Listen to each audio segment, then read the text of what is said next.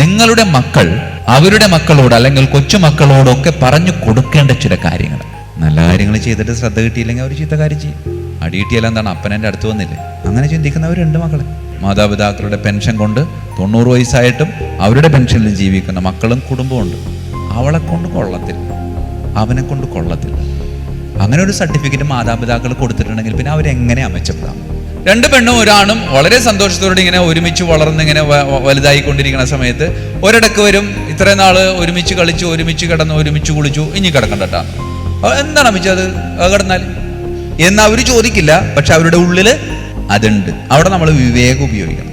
ആൺമക്കൾക്ക് അപ്പനും പെൺമക്കൾക്ക് അമ്മയും ജീവിതത്തിന്റെ ശരീരത്തിന്റെ കാര്യങ്ങളൊക്കെ പറഞ്ഞു കൊടുക്കണം. ഞാൻ നേരെ തിരിച്ചു ചിന്തിക്കുന്നതാണ്. അപ്പൻ തൻ്റെ മകളെ ഇങ്ങനെ അടുത്തിരുത്തി ജീവിതത്തിന്റെ ചില കാര്യങ്ങളൊക്കെ സ്നേഹത്തോടുകൂടെ പറഞ്ഞു കൊടുക്കുമ്പോൾ ആ അപ്പന് ആ മകള് എത്രമാത്രം വലുതായാലും അത് മകള് തന്നെയാ. പെൺമക്കളൊക്കെ വളർത്തുമ്പോൾ ചില കാര്യങ്ങൾ താനറിയണ്ട, അങ്ങനെ പറയാം. ആ കൊച്ചിന്റെ അപ്പനാണ് അവനെങ്കിൽ അവൻ അതറിയാനുള്ള അവകാശമുണ്ട്. പ്രിയമുള്ളവരെ, ലൈംഗിക വിദ്യാഭ്യാസം എന്ന് പറയുന്നത് ലൈംഗികത എന്നാൽ എന്താണ്, അതിങ്ങനെയാണ്, അങ്ങനെ ഒരു ക്ലാസ് കൊടുക്കാനല്ല പറയുന്നത്. മറിച്ച് കുഞ്ഞുങ്ങളോട്, പ്രത്യേകിച്ച് വളരെ തീരെ കുഞ്ഞുങ്ങളോട്, അത് പെൺകുട്ടികൾക്കും മാത്രമല്ല കേട്ടോ, ആൺകുട്ടികൾക്കും വിളിച്ചിരുത്തി അവരോട് പറഞ്ഞു കൊടുക്കണം. ശരീരത്തിന്റെ 3 ഭാഗങ്ങളിൽ ആര് സ്പർശിച്ചാലും അണ്ണാക്ക് പൊളിച്ച് കരഞ്ഞേക്കണം. എന്നിട്ട് പറയണം, അത് അപ്പം പഠിപ്പിക്കുമ്പോൾ, അമ്മ പഠിപ്പിക്കുമ്പോൾ, അത് ഞാൻ ആണെങ്കിൽ പോലും അതൊരു ട്രെയിനിങ്ങാണ്. 90% പീഡനങ്ങളിൽ നിന്ന് മോചനം നേടാൻ ഈ ഒറ്റ മതി. നിങ്ങൾ വിചാരിക്കും അപ്പൻ ആ വീട്ടിൽ നിന്ന് ഇറങ്ങിപ്പോയതാണ്. അല്ല, ആ അപ്പൻ ഇറങ്ങിപ്പോയത് ആ കൊച്ചിന്റെ ചങ്കീന. എന്തോരം പരിശ്രമിച്ചിട്ട് ഒരു കാര്യമില്ല, തിരിച്ചു കയറും. ഒരു കുടുംബം ഒരുമിച്ച് കൊച്ചിനെ കബളിപ്പിച്ചിരിക്കുക. അതുകൊണ്ട് പ്രിയമുള്ളവരെ, വളർത്തുമ്പോൾ നമ്മൾ കാട്ടിക്കൂട്ടുന്ന ചില ഭ്രാന്തമായ ചില പ്രയോഗങ്ങൾ അത് ജീവിതത്തെയൊക്കെ വല്ലാതെ ബാധിക്കുന്നതാണ്. പ്രിയമുള്ളവരെ, ഈ ഒരു കാലഘട്ടത്തിൽ നിങ്ങളുടെ ഈ മക്കളുമായുള്ള ബന്ധത്തെപ്പറ്റി ഞാൻ പങ്കുവയ്ക്കുമ്പോൾ ഒരിക്കലും അത് നിങ്ങളുടെ മക്കളോട് ഇനി പ്രായോഗിക തലത്തിൽ കൊണ്ടുവരാൻ പറ്റുന്ന കാര്യങ്ങളല്ല. മറിച്ച് നിങ്ങളുടെ മക്കൾ അവരുടെ മക്കളോട് അല്ലെങ്കിൽ കൊച്ചുമക്കളോടൊക്കെ പറഞ്ഞു കൊടുക്കേണ്ട ചില കാര്യങ്ങൾ. പ്രിയമുള്ളവരെ, കുട്ടികളെ വളർത്തുമ്പോൾ ആദ്യം തന്നെ നാം ചെയ്യേണ്ട ഒരു കാര്യമുണ്ട്. അവരെ പ്രോത്സാഹിപ്പിക്കണമെന്ന് പറയും. പ്രോത്സാഹിപ്പിക്കണം എങ്ങനെയാ? ചില വീട്ടിലൊക്കെ കയറി ചെല്ലുമ്പോൾ കൊച്ചുങ്ങളുടെ അടുത്ത് നിലത്തിട്ട് അടിക്കാൻ തോന്നില്ല? നമുക്ക് തോന്നിയിട്ടില്ല? നിങ്ങൾക്ക് അവര് ഒരു നിയന്ത്രണവും ഇല്ലാതെ വെറുതെ നമ്മുടെ മെക്കിട്ട് കയറാം, വെള്ളം കുടിച്ചിട്ടെങ്കിൽ അത് തട്ടിമറിച്ച് നിലത്തിടുക. എന്നിട്ട് അവർ പറയും, അയ്യോ ചേച്ചി അവനിങ്ങനെയാണെന്ന് പറയും. ഒരെണ്ണം കൊടുക്കാൻ തോന്നിയിട്ടുണ്ടാവില്ല ചില സമയത്ത് പള്ളിയിൽ വന്നിരിക്കുമ്പോൾ നമുക്ക് തരെ തോന്നി പോകും. ആൾക്കാരിൽ അങ്ങനെ ചിന്തിക്കാൻ പാടില്ല. ചിലകളൊക്കെ കുട്ടികളെ വിട്ടിട്ടുണ്ട്, അവരിങ്ങനെ അടിപ്പാടി വർത്താനം പറയും, നേരെ കയറി പോവാ, ഒരു മൈൻഡും. പ്രിയമുള്ളവരെ, പ്രോത്സാഹനം എന്ന് പറയുന്നത് നമ്മുടെയൊക്കെ ജീവിതത്തിൽ എന്നും കൊണ്ടു നടക്കേണ്ട ഒരു കാര്യം. കുട്ടികളെ പ്രോത്സാഹിപ്പിക്കണം. അത് അവർ നന്മ ചെയ്യുമ്പോൾ പ്രോത്സാഹിപ്പിക്കും, തിന്മ ചെയ്യുമ്പോൾ അത് നിരുത്സാഹപ്പെടുത്തും. സിമ്പിളായിട്ടുള്ളൊരു ഉദാഹരണം പറയാം. വീട്ടിൽ 2 മക്കളാണെന്ന് വിചാരിക്കും. ഒരു കൊച്ച് 3ാം ക്ലാസ്സിൽ പഠിക്കുന്നു, വേറെ കൊച്ച് 5ാം ക്ലാസ്സിൽ പഠിക്കുന്നു. അവർക്കൊരു പ്രത്യേകതയുണ്ട്. എല്ലാ ദിവസവും അവർ ഭക്ഷണം കഴിക്കുന്നത് ഒരുമിച്ചാണ്. പക്ഷേ അവധി ദിവസങ്ങളിൽ ഭക്ഷണം കഴിക്കുമ്പോൾ വ്യത്യാസപ്പെടുത്തിയാൽ കഴിക്കണം. ആദ്യം കുട്ടികളെ ഭക്ഷണം കഴിപ്പിച്ച് പുറത്തേക്ക് കളിക്കാൻ വിടും. ഇവർ 2 പേരും കൂടി ഒരുമിച്ചിരുന്ന് ഭക്ഷണം കഴിക്കുക. അപ്പോൾ ഈ കുട്ടികളിങ്ങനെ പുറത്ത് ചെയ്യുന്ന കാര്യങ്ങളൊക്കെ ഇങ്ങനെ ശ്രദ്ധിച്ച് ഇവരിങ്ങനെ പരസ്പരം കുട്ടികളെ പറ്റിയുള്ള അഭിപ്രായം പറയുന്ന ഒരു ദിവസം. അപ്പോൾ ഒരു ദിവസം മൂത്ത കുട്ടി തലേദിവസം അപ്പം വാങ്ങിച്ചു കൊണ്ടുവന്ന ഓറഞ്ച്, അത് കഴിച്ചതിൻ്റെ ഈ ഓറഞ്ചിൻ്റെ തൊലി ഇങ്ങനെ കടലാസിൽ ഇങ്ങനെ പൊതിഞ്ഞ് അതിൻ്റെ സൈഡിൽ കിടക്കായിരുന്നു. അതിങ്ങനെ മുറ്റത്തു നിന്ന് എടുത്ത് അവിടെ കിടന്നിരുന്ന വെച്ചാൽ മറ്റു ചവറുകളൊക്കെ എടുത്ത് ഈ കവറിലാക്കിയിട്ട് അപ്പൻ തന്നെ പണി തീർത്ത് വേസ്റ്റ് ബോക്സിൽ കൊണ്ടിടാം. അപ്പോൾ അപ്പൻ അമ്മയോട് പറയുന്നുണ്ട്, ദേടി അവൾ ചെയ്യുന്നുണ്ടാകും. അപ്പോൾ അമ്മ പറഞ്ഞു, അവളെ ഞാൻ ശ്രദ്ധിച്ചിട്ടുണ്ട്, എപ്പോഴും നല്ല വൃത്തിയായിട്ടൊക്കെ നടക്കാൻ ആഗ്രഹിക്കണം.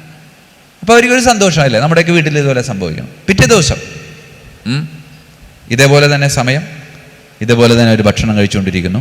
ഇളയ കുട്ടി പുറത്തിരുന്ന് എന്തോ കളിച്ചുകൊണ്ടിരിക്കുക. തൊട്ടടുത്ത് പൊട്ടിക്കിടക്കുന്ന ഒരു ഓസ് കിടപ്പുണ്ട്.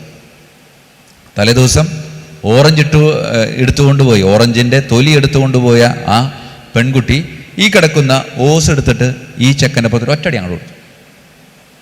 കുറുമ്പല്ലേ, കുറുമ്പം. ഇത് കണ്ടപ്പോൾ ഈ അപ്പൻ പിടിപിടിച്ച ചോറ് അവിടെ ഇട്ടിട്ട് ചാടിയിറങ്ങി ഉത്തരത്തിൽ നിന്ന് ചൂരിൽ വലിച്ചിട്ട് പട്ടപ്പട്ടാന്ന് 2 അങ്ങോട്ട് കൊടുത്തു. 2 ഒരു 4 കൊടുക്കണമെന്നാണ് എൻ്റെ അഭിപ്രായം. പ്രിയമുള്ളവരെ, തല്ലിയത് ശരിയാണോ? ഉത്തരം പലതായിരിക്കാം. പക്ഷേ ഞാൻ പറയുന്നത് ഇത് രണ്ടും ഒരു വീട്ടിൽ നടക്കരുതെന്നാണ്. തലേ ദിവസം നല്ലത് ചെയ്തപ്പോൾ തമ്മിലൊതുക്കി, ചീത്ത കാര്യം ചെയ്തപ്പോൾ അത് ആ കൊച്ചിൻ്റെ പുറത്തൊതുക്കി. തലേ ദിവസം ഈ അപ്പൻ ഇതേപോലെ തന്നെ ആ ഓറഞ്ചിൻ്റെ വേസ്റ്റ് കൊണ്ടുപോയി കളഞ്ഞപ്പോൾ ചാടി എഴുന്നേറ്റ് അവളുടെ തോളത്ത് പോയി തട്ടി ഒന്ന് അഭിനന്ദിച്ചിരുന്നെങ്കിൽ, ഒന്ന് പ്രോത്സാഹിപ്പിച്ചിരുന്നെങ്കിൽ, പിറ്റേ ദിവസം ഓസ് അവിടെ തന്നെ കിടന്നാൽ. പ്രിയമുള്ളവരെ, കുട്ടികൾ ചില കാര്യങ്ങളൊക്കെ ചെയ്യുന്നത് അവർക്ക് അവാർഡ് കിട്ടാൻ വേണ്ടിയിട്ടൊന്നുമല്ല. പിന്നെ എന്തിനാ? നമ്മളുടെ ശ്രദ്ധ കിട്ടാൻ വേണ്ടിയിട്ട്. നല്ല കാര്യങ്ങൾ ചെയ്തിട്ട് ശ്രദ്ധ കിട്ടിയില്ലെങ്കിൽ അവർ ചീത്ത കാര്യം ചെയ്യും. അത് കഴിയുമ്പോൾ അവരുടെ ഉള്ളിലൊരു ചിന്തയുണ്ട്, അടി കിട്ടിയാലും എന്താണ്, അപ്പനെൻ്റെ അടുത്ത് വന്നില്ലേ, അങ്ങനെ ചിന്തിക്കുന്നവരുണ്ട് മക്കളെ. അതുകൊണ്ട് ഇതെപ്പോഴും ഉള്ളിലുണ്ടാവേണ്ട ഒരു ചിന്ത. പ്രോത്സാഹനം എന്ന് പറയുന്നത് ആ ഒരു തലത്തിലൊന്ന് ചിന്തിക്കുന്നത് നല്ലതാണെന്ന് പറയാം. പ്രിയമുള്ളവരെ, കുട്ടികളെ സ്വയം പര്യാപ്തതയിലേക്ക് വളർത്തണമെന്നാണ് പറയാം. ഇപ്പോഴും കുട്ടികളിങ്ങനെ ചോറിങ്ങനെ പീച്ചി കുട്ടി കൊടുക്കുന്ന ആൾക്കാരുണ്ടാവും, പ്രായത്രയായി. പ്രിയമുള്ളവരെ, ചോറ് കൊടുക്കേണ്ട സമയമുണ്ട്, അരി കൊടുക്കേണ്ട സമയമുണ്ട്. അരി വാരി തിന്നാനാണോ? അല്ല, അരി വെച്ച് കഴിക്കേണ്ട സമയത്ത് അങ്ങനെ കൊടുക്കണം. ഈ പ്രായമായാലും ഇപ്പോഴും മക്കൾക്ക് വേണ്ടിയിട്ട് ജീവിക്കുന്ന മാതാപിതാക്കളോട് എനിക്ക് സങ്കടമേ ഉള്ളൂ. അവർക്ക് വേണ്ടിയിട്ട് അവരെപ്പോഴാണോ ഇനി ജീവിക്കാൻ പോകുന്നത്? ഇപ്പോഴും മാതാപിതാക്കളുടെ പെൻഷൻ കൊണ്ട് 90 വയസ്സായിട്ടും അവരുടെ പെൻഷനിൽ ജീവിക്കുന്ന മക്കളും കുടുംബമുണ്ട്, എനിക്കറിയാവുന്നതാണ്. അതുകൊണ്ട് പ്രിയമുള്ളവരെ, സ്വയം പര്യാപ്തതയിലേക്ക് വളർത്തുക എന്ന് പറയുന്നത് വളരെ പ്രധാനപ്പെട്ടതാണ്. മൂന്നാമത്തെ ഒരു കാര്യം എന്ന് വെച്ചാൽ കുട്ടികളെ അഭിനന്ദിക്കണം. നല്ലത് ചെയ്യുമ്പോൾ അവരെ നല്ല രീതിയിൽ അഭിനന്ദിക്കണം. ചീത്ത കാര്യം ചെയ്യുമ്പോൾ അവരെ ശിക്ഷിക്കണം. ശിക്ഷണം എന്ന് പറയുന്നത് അടിക്കുക എന്നുള്ളതല്ല. ശിക്ഷണം എന്ന് പറയുന്നത് അവരെ വളർത്തിക്കൊണ്ടുവരിക എന്നുള്ളതാണ്. അപ്പോൾ കുട്ടികളുമായി ബന്ധപ്പെട്ട് 1-2 കാര്യങ്ങൾ ഞാൻ നിങ്ങളുടെ മുമ്പിലേക്ക് ഇങ്ങനെ എടുത്തിടുകയാണ്. സ്വയം പര്യാപ്തതയിലേക്ക് നയിക്കുക, അഭിനന്ദിക്കുക, ബഹുമാനിക്കുക. കുട്ടികളെ ബഹുമാനിക്കണമെന്ന് പറയാം. എങ്ങനെ ബഹുമാനിക്കുക? വരുമ്പോൾ തന്നെ മുണ്ട കഴിച്ചിട്ട് അല്ലെങ്കിൽ സാരിയൊക്കെ നൈറ്റി ആണെങ്കിൽ താഴത്തേക്ക് ഇട്ടിട്ട് വരുമോളെ ചായ കുടിക്കും, അങ്ങനെയാണോ? അതല്ല ബഹുമാനം. അതല്ല ബഹുമാനം എന്ന് പറയുന്നത് ആയിരിക്കുന്ന അവസ്ഥയിൽ അംഗീകരിക്കുക. ഒരിക്കലും എന്ത് ചെയ്യരുത്? താരതമ്യം ചെയ്യുന്നതാണ്. അവളെ കണ്ടുപിടി എന്തിനാണെന്നേ? എല്ലാവരും ഒരേപോലെ ഇരിക്കാനാണ്? എന്നാലോചിച്ച് നോക്കുക. എല്ലാവരും ഒരേപോലെ ആണെങ്കിൽ നമ്മുടെ അവസ്ഥ ഒന്ന് ആലോചിച്ച് നോക്കും. അല്ല, എല്ലാവരും ഒരേപോലെ ഇരിക്കണം.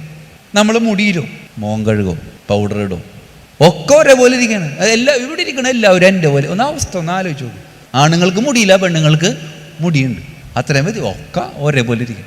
യുവാക്കൾക്ക് വേണ്ടിയിട്ട് ക്ലാസ് എടുത്തുകൊണ്ടിരിക്കുമ്പോൾ പറഞ്ഞപ്പോൾ അതിനകത്ത് ഒരുത്തന്നെ അച്ഛാ എന്തൊരു സന്തോഷമായെന്ന് പറഞ്ഞു. അങ്ങനെയാണെങ്കിൽ എന്താണ്? പഠിക്കണ്ടല്ലോ അച്ഛാ. എന്താ? അല്ല, റാങ്ക് കിട്ടിയാലും ഫോട്ടോ വന്നാലും എൻ്റെ തന്നെയല്ലേ. പിള്ളേരുടെ ചിന്ത പോലെ. പ്രിയമുള്ളവരെ, നമ്മൾ ഒരേപോലെയാണോ?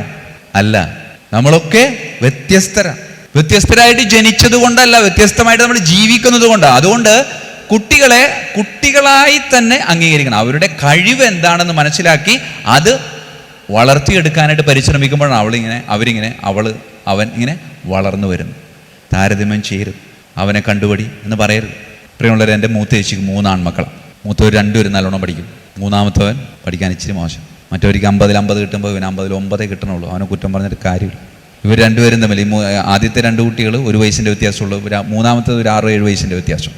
ഒരു ദിവസം ഞാൻ പെങ്ങളെ കാണാൻ വീട്ടിൽ ചെന്നപ്പോൾ ഇളയവൻ അവൻ്റെ അമ്മയോട് ആകെ ദേഷ്യം പിടിച്ചിരിക്കേണ്ട. എന്താണ് കാരണം? ഇത്രേ ഉള്ളൂ, ആ ചേട്ടന്മാരെ കൊണ്ട് തോറ്റ്. അവർ പഠിക്കേണ്ട വല്ല കാര്യം ഉണ്ടായി. ക്ലാസ്സിൽ ചെല്ലുമ്പോൾ നീ അമ്മീതുണ്ട് എന്നെ നീ എന്താണ് ഇങ്ങനെ ആയിപ്പോയെന്ന് അറിയാതെ ഇവന് ഈ ചേട്ടന്മാരുടെ ദേഷ്യം. അങ്ങനെ ഒരു ദേഷ്യം ഉണ്ടാക്കാനേ താരതമ്യം ഉപകരിക്കുള്ളൂ.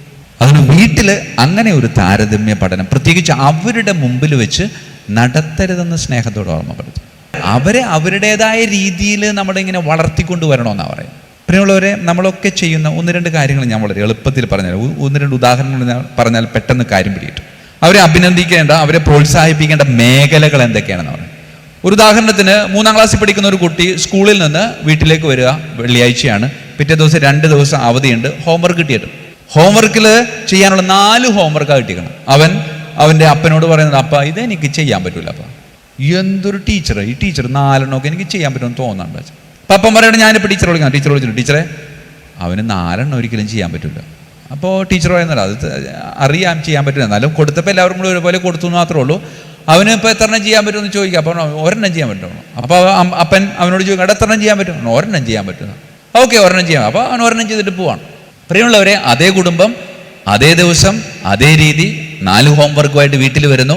അപ്പൻ ടീച്ചറെ വിളിക്കുന്നു, പക്ഷെ കുട്ടിയുടെ മുമ്പിൽ വെച്ചല്ല, മാറി നിന്നിട്ട് വിളിക്കും.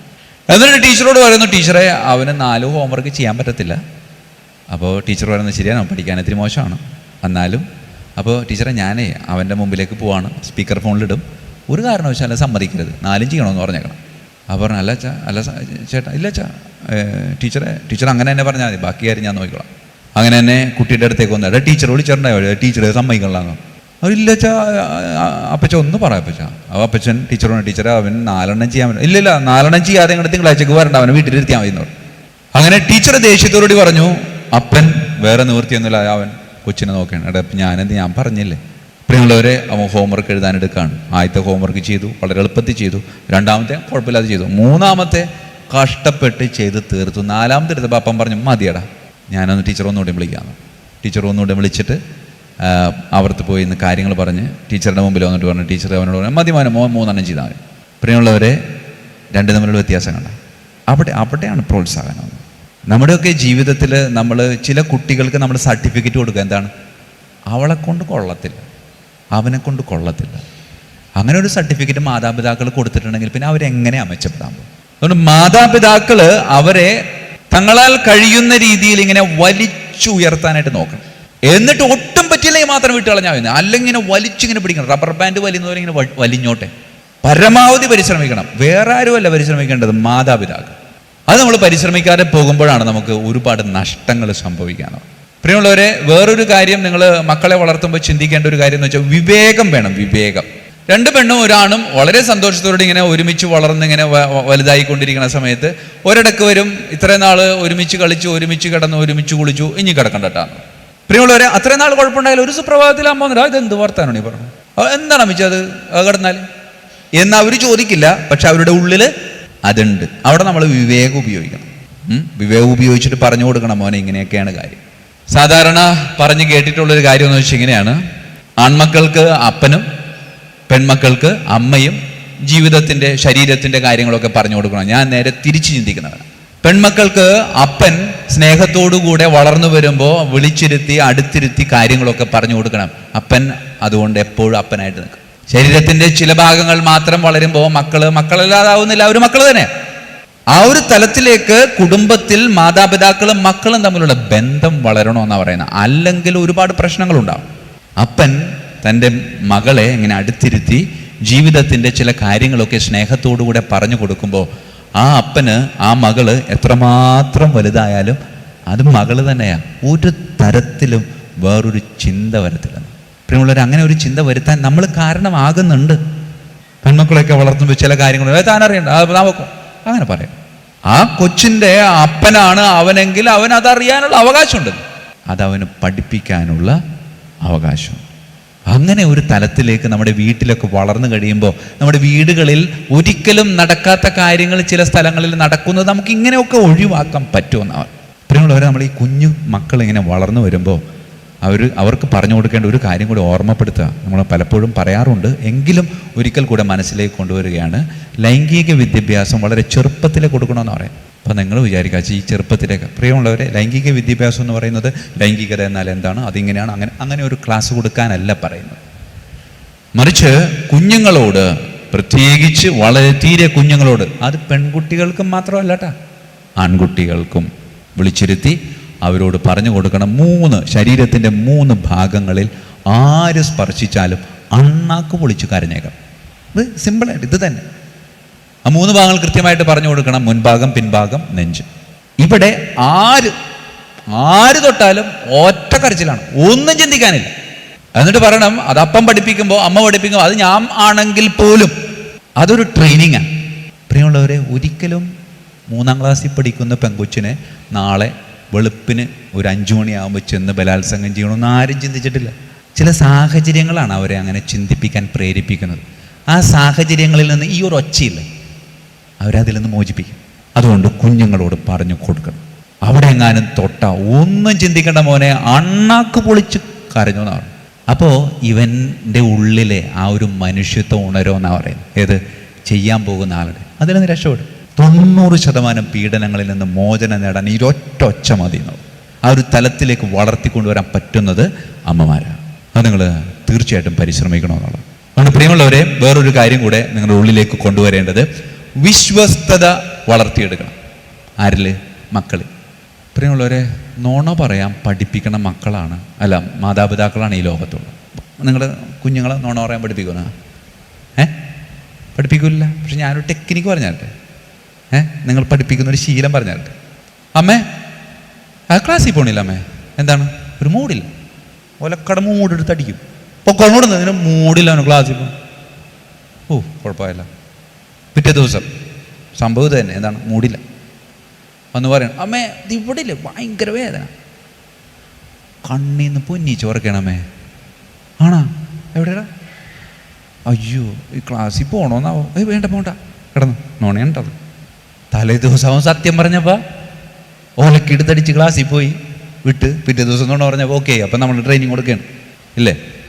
ഓസ്ട്രേലിയയിൽ താമസിക്കുന്ന എൻ്റെ ഒരു സുഹൃത്ത് വൈദികൻ ഒരു ദിവസം എൻ്റെ പള്ളിയിൽ വന്നപ്പോൾ ഞാൻ പറഞ്ഞു, ഞായറാഴ്ച കുർബാന ചെല്ലോ കുട്ടികൾക്ക് വേണ്ടിയിട്ടുള്ളതാണ്. അപ്പോൾ പറഞ്ഞു ഞാൻ ചെല്ലാം, ചെറിയൊരു പ്രസംഗവും പറയണം കേട്ടോ. ആ പ്രസംഗം പറയാം.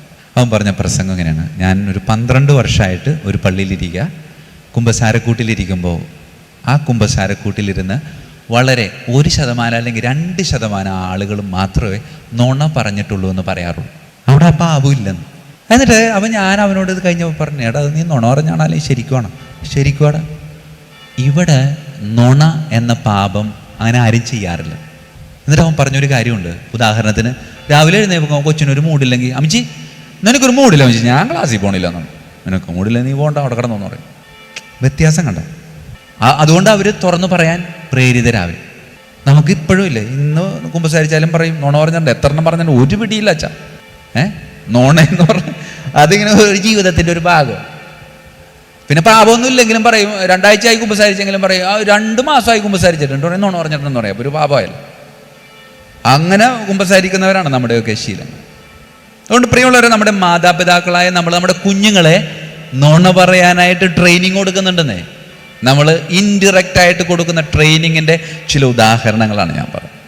നമ്മുടെ മക്കളെ നമ്മളിങ്ങനെ വളർത്തിയെടുക്കുമ്പോൾ നമ്മൾ വിശ്വസ്തത സൂക്ഷിക്കുന്നവരാണെന്ന് നമ്മൾക്ക് ഒരു ബോധ്യം ഉണ്ടാകും. വേറൊരു ഉദാഹരണം പറയാം, സിമ്പിളായി നമ്മുടെ വീടുകളിൽ നടക്കുന്ന ഉദാഹരണം. അപ്പൻ ജോലി കഴിഞ്ഞ് വീട്ടിലേക്ക് വരികയാണ്. വീട്ടിൽ LKG പഠിക്കുന്ന ഒരു കുട്ടിയുണ്ട്, UKG പഠിക്കുന്ന 2 കുട്ടികളുണ്ട്. 2 കുട്ടികൾ അപ്പനോട് ഭയങ്കര ഇഷ്ടമാണ്. വന്നു കഴിഞ്ഞിട്ടുണ്ടെങ്കിൽ ഭയങ്കര കെട്ടിപ്പിടുത്തവും ഒച്ചപ്പാടും ബഹളവും ആട്ടവും പാട്ടവും ഒക്കെ. അപ്പം അപ്പനൊരു ശീലമുണ്ട്, വരിക, നേരെ സാധനങ്ങൾ വയ്ക്കുക, കുളിമുറി കയറുക, കുളിച്ച് തിരിച്ചിറങ്ങുക, ഒരു കള്ളി കൊണ്ടെടുക്കുക, ഉമ്മറത്ത് വന്നിരിക്കും. അതാണ് അപ്പൻ്റെ ശീലം. എന്നെങ്കിലും ഈ മുണ്ട് പാൻറ്റായി മാറിയാൽ അതിനർത്ഥം ഇന്ന് ഉമ്മറത്തില്ല, ഇന്ന് അപ്പം പുറത്തു പോകും. അങ്ങനെ ഒരു ദിവസം പതിവിന് വിപരീതമായി ഈ അപ്പൻ കള്ളിമുണ്ടിന് പകരം പാൻറ്റുമായി പുറത്തിറങ്ങി. അപ്പോൾ ഇളയ കൊച്ചിനും മൂത്തവനും മനസ്സിലായി ഇന്ന് പുറത്തെവിടെയോ പോകുന്നുണ്ട്. അങ്ങനെ ഇളയവൻ അപ്പനോട് പറഞ്ഞു, അപ്പാ ഞാനും വന്നുണ്ട്. അപ്പം പറഞ്ഞു, എടാ ഞാൻ പുറത്ത് ഇപ്പം നിന്നെ കൊണ്ടുപോകാൻ പറ്റില്ല, എനിക്ക് വന്നു. അങ്ങനെ ഒരു കണക്കിന് വണ്ടിയുമ്മ കയറാൻ വേണ്ടിയിട്ട് വന്നു. അപ്പം അവൻ ഫ്രണ്ടിൽ കയറി നിൽക്കാം. എനിക്ക് വന്നു അപ്പാ, ഞാൻ അപ്പൻ്റെ കൂടെ വരും. അപ്പൻ അവനോട് മറുത്ത് ഇറങ്ങടാ എന്ന് പറയാനായിട്ട് തോന്നണില്ല. കാരണം വേദനിക്കുമല്ല, മനസ്സ് വേദനിക്കും. അങ്ങനെ തന്നെ അമ്മയോട് പറഞ്ഞു, കണ്ണുകൊണ്ട് എന്തോ കാണിച്ചു. അപ്പോൾ ഒരു സിഗ്നൽ പാസ് ചെയ്തിട്ട് എന്നിട്ട് ഈ കൊച്ചിനോട് പറഞ്ഞു, എടാ ഒരു ഗ്ലാസ് വെള്ളം എടുത്തുകൊണ്ട് വാ, എനിക്കൊന്ന് കുടിക്കണമെന്ന് പറഞ്ഞു. അപ്പോൾ വേഗം അമ്മനോട് പറഞ്ഞു, അമ്മ ഒരു ഗ്ലാസ് വെള്ളം കൊടുക്കാം. അപ്പോൾ നിന്നോടല്ലേ പറഞ്ഞതാണ്. അമ്മ എന്തിനാണ് അമ്മ? അപ്പം അമ്മ വേഗം വെള്ളം എടുത്തിട്ട് വെള്ളം പതിവിൽ വിപരീതമായി വലിയ ഗ്ലാസ്സാണ്, ജ്യൂസ് കുടിക്കുന്ന ഗ്ലാസ്സിലാണ്, ഇച്ചിരി കട്ടിയുള്ള ഗ്ലാസ്സാണ്. ആ ഗ്ലാസ്സിൽ ഈ അപ്പം വെള്ളം കുടിക്കുന്നു, മുഴുവൻ കുടിച്ചില്ല, ആ ഭാഗം നിർത്തിവെച്ചു. എന്നിട്ട് ഇത് കൊച്ചിന് കൊടുത്തു. ഇത് നിലത്ത് വീണ് പൊട്ടിക്കാതെ, ഇതിലെ വെള്ളം കളയാതെ അമ്മയുടെ കയ്യിൽ കൊണ്ടുപോയി കൊടുത്താൽ ഞാൻ നിന്നെ പുറത്തു കൊണ്ടുപോകും. ഒരു പ്രതീക്ഷ വന്നു. അവൻ വേഗം കഴിഞ്ഞിട്ട് കൊണ്ട് ആക്റ്റീവ് കഴിഞ്ഞിട്ട് കൊണ്ട് എന്തുകൊണ്ട് അവൻ ചാടിയിറങ്ങി ഇതിങ്ങനെ കുഞ്ഞിക്കൈ കൊണ്ട് ഇങ്ങനെ മേടിച്ചേക്കാം. അമ്മ പൂമുഖവാതിക്കൽ നിൽക്കുന്നുണ്ട്. വളരെ സ്നേഹത്തോടെ സ്റ്റെപ്പ് കയറി അവിടെ എത്തിയപ്പോൾ അമ്മനെ കാണാൻ. അമ്മ എവിടെ പോയി? അമ്മ അടുക്കളയിലോട്ട് പോയി. കാരണം സ്ക്രിപ്റ്റിൻ്റെ ഒരു ഭാഗമാണ് അടുക്കളയിൽ പോകണം. അപ്പോൾ ഇതൊക്കെ വളരെ വിദഗ്ധമായിട്ട് പരിശോധിച്ചുകൊണ്ട് ഈ വണ്ടിമേ നിൽക്കുന്ന അപ്പൻ്റെ മാതാപിതാക്കളുടെ അവിടെ കസേരയിട്ടിരിപ്പുണ്ട്. അപ്പോൾ ഈ അപ്പൂപ്പനും അമ്മമ്മയും പറഞ്ഞു, എടാ അമ്മ അകത്തോട്ട് പോയി എന്ന് പറഞ്ഞു. വളരെ ദയനീയമായി അപ്പനെ നോക്കിയിട്ട്, അപ്പ പോകല്ലേട്ടാ, ഇപ്പോൾ വരാട്ടാ. വളരെ സ്നേഹത്തോടുകൂടെ ഇതുമായി അകത്തേക്ക് ഒരു ഓട്ടോ വിളിച്ചു പോകേണ്ട ദൂരമുണ്ട് ആ കിച്ചണിലേക്ക് പോകാൻ. അങ്ങനെ കിച്ചണിൽ പോയി അറ്റത്തെത്തിയപ്പോൾ ഈ അപ്പൂപ്പനും അമ്മൂമ്മയും കൂടി അവൻ്റെ മകനോട് പറഞ്ഞു, എടാ പോയി വിട്ടോ എന്ന് പറഞ്ഞു. അങ്ങനെ ഇവൻ വണ്ടി എടുത്ത് പോയി. കൊച്ച് ഗ്ലാസ് വെച്ച് ശാന്തമായിട്ട് തിരിച്ചു വന്നപ്പോൾ അപ്പനെ കാണാൻ. പ്രിയമുള്ളവരെ, ഇല്ല, ഇത് സംഭവിക്കാറില്ല വീട്ടിൽ. നിങ്ങൾ വിചാരിക്കും അപ്പൻ ആ വീട്ടിൽ നിന്ന് ഇറങ്ങിപ്പോയതാണ്. അല്ല, ആ അപ്പൻ ഇറങ്ങിപ്പോയത് ആ കൊച്ചിൻ്റെ ചങ്കീന. എന്തോരം പരിശ്രമിച്ചിട്ട് ഒരു കാര്യമില്ല, തിരിച്ചു കയറില്ല. ഒരു കുടുംബം ഒരുമിച്ച് കൊച്ചിനെ കബളിപ്പിച്ചിരിക്കുക. തൽക്കാലത്തേക്ക് നിങ്ങൾ ചിലപ്പോൾ ജയിച്ചിട്ടുണ്ടാകും, പക്ഷേ ആത്യന്തികമായിട്ട് ആ കൊച്ച് വളരെ സങ്കടത്തിലാണ്. കാരണം എന്താ? അവനിനി അപ്പനില്ല. എന്ത് പറഞ്ഞിട്ടൊരു കാര്യമില്ല എന്നുള്ളത്. ഇതിങ്ങനെ മുറിവായിട്ട് ഇങ്ങനെ ഉള്ളി കിടക്കും. അതാണ് വിശ്വസ്തത. എൻ്റെ അപ്പൂപ്പനും അമ്മൂമ്മയും എൻ്റെ അമ്മയും എൻ്റെ അപ്പനും ഒക്കെ ഒരുമിച്ച് എന്നെ പറ്റിച്ചതാണ്. പിന്നെ എന്ത് പറഞ്ഞാലും ആ കൊച്ചു ആ തലത്തിലേക്ക് വളരത്തില്ല. അതുകൊണ്ട് പ്രിയമുള്ളവരെ, വളർത്തുമ്പോൾ നമ്മൾ കാട്ടിക്കൂട്ടുന്ന ചില ഭ്രാന്തമായ ചില പ്രയോഗങ്ങൾ അത് ജീവിതത്തെയൊക്കെ വല്ലാതെ ബാധിക്കുമെന്നാണ്.